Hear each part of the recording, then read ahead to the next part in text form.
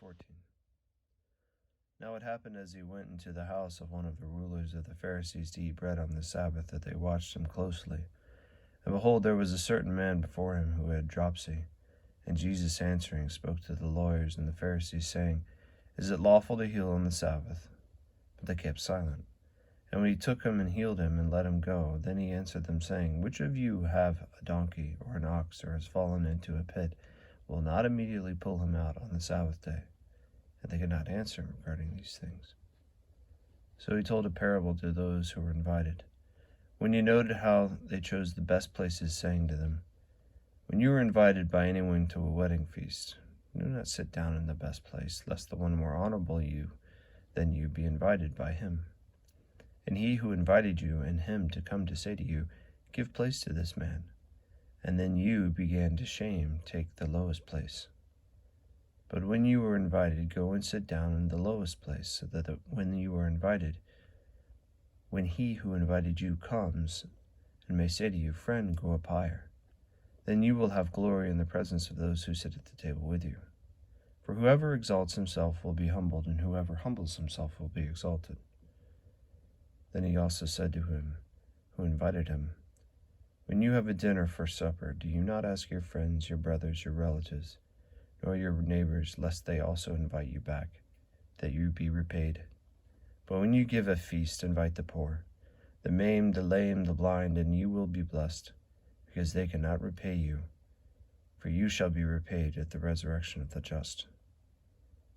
Now when one of those sat at the table with him heard these things, he said to him, Blessed is he who shall eat bread in the kingdom of God. Then he said to him, A certain man gave a great supper and invited many, and sent his servant at supper time to say to those things who were invited, Come, for all things now are ready. But they all of one accord began to make excuses. The first said to him, I have bought a piece of ground, and I must go to see it. I ask you to have me excused. And another said, I have bought 5 yoke of oxen, and I am going to test them. I ask you to have me excused. Still another said, I have married a wife, and therefore I cannot come. So that servant came and reported these things to the master. Then the master of the house, being angry, said to his servant, Go out quickly into the streets and lanes of the city, and bring in the poor, and the maimed, and the lame, and the blind. And the servant said, Master, it is done as you commanded, and still there is room. Then the master said to the servant, Go out into the highways and the hedges, and compel them to come, that my house may be filled. For I say to you that none of those men who were invited shall taste my supper. Now the great multitude went with him, and he turned and said to them, If anyone comes to me and does not hate his father or mother, wife or children, brothers and sisters, yes, his own life also, he cannot be my disciple. And whoever does not bear his cross and come after me cannot be my disciple. For which of you, intending to build a tower, does not sit down and count the cost, wherever he has enough to finish it, lest after he has laid the foundation is not able to finish, all who sees it begin to mock him, saying, This man who built and was not able to finish?